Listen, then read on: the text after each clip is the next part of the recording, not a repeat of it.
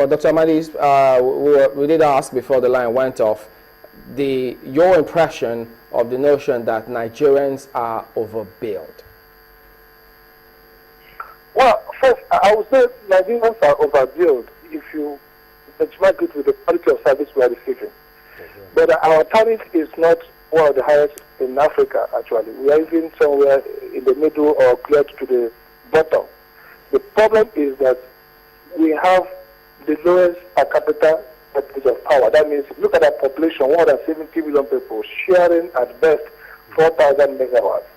You will know that Nigerians are not getting value for money. So clearly, I admit that it's a historic problem and it's been done well now. Over time, I think we increase our capacity, we increase the services. So I admit that we are not getting the consumer. I said before, the inefficiency in the system, everyone in the world is paid by the consumer. It happens that in Nigeria, the inefficiency is more than in the other developed market. The consumer pays for everything. In the UK, for example, they want to decommission coal because of this environmental factor. And they're going to put 2 billion as subsidy to get shares from Russia, about £2 billion or so. The consumers are going to pay that. So they witness increase in tariff and there are outcry everywhere in the world. Increase in tariff leads to outcry because it hinges on customer income. But the real point is our price methodology. Yemi spoke about price methodology. Every price we do, we have the multi-year tariff order and we have the methodology of it. The Act says next should establish one or more methodology. And now we are saying we are going to improve our methodology by having consumers play a more active role. What that means, I don't know, set up this platform. Every disco has to first talk to the consumers within its cluster. All right, let me also get this in. We're winding down, actually. I see Steve saying he paid for prepaid meter since November, that should be last year. Till date, no meter, no money. They keep telling him, come back, we'll have it, come back. What happened? What's the latest situation about that? Because you've spoken so much about this, but this is what people are still facing today. Right now, our staff are in the review because we have the discourse to give us a list of prepaid meter who they have not installed. And they gave us a list. And they are saying, some they say some consumers rejected the meter. Some they say the installers are holding back. So I don't know in the field to get the exact set of things. I must admit that it could be messy in some places. But let these people write to us. I will say write to us, write to the service provider and copy us so that we can take action against these schools based on verifiable evidence. I want to make one point that you said about options, switching suppliers. We only get to that point when we have sufficient generation, at least good enough generation.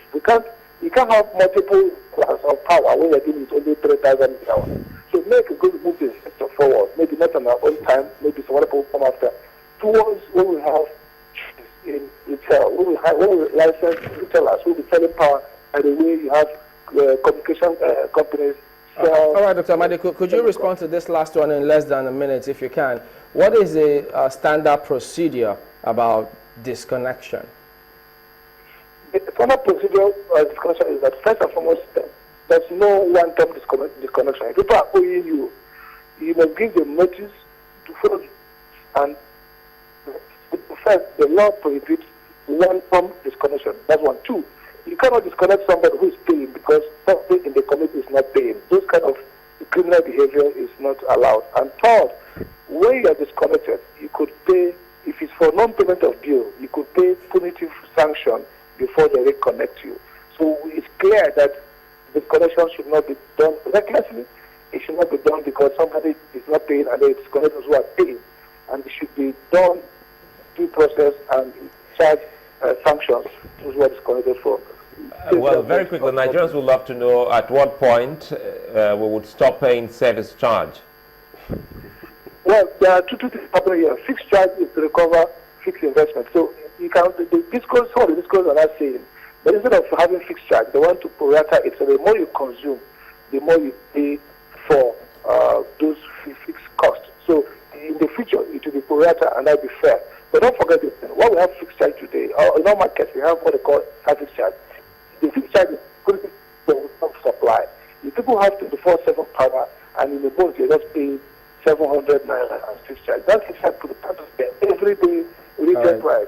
But if we remove fixed charge now, what that means that if there's no power supplied, some discos might not even recover capital cost, and that may lead to disinvestment. All right, we'll have to wrap it up. Thank you very much indeed, Dr. Sam Amadi, Chairman of Nigeria Electricity Regulatory Commission. Dr. Yemi, let's get your final thoughts on this. I mean, you said they can sue these discos. What happens if, for instance, because we see lots of properties that are consumed by fire these days, they say it was owing to some fluctuation in power supply. How can you sue in that circumstance? Yeah, you can sue if that is directly attributable to the negligence. You have to prove. Yes, because of course, when you talk of negligence, you have to establish in court. But you know, if it's an issue between the service provider and the consumers, as well as the other entities that are mechanisms under the law through the NARC dispute resolution mechanisms to settle that.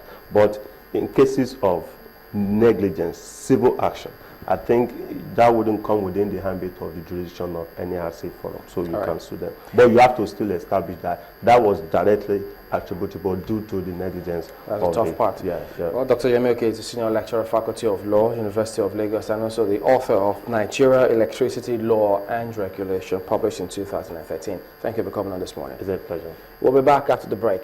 Join us again.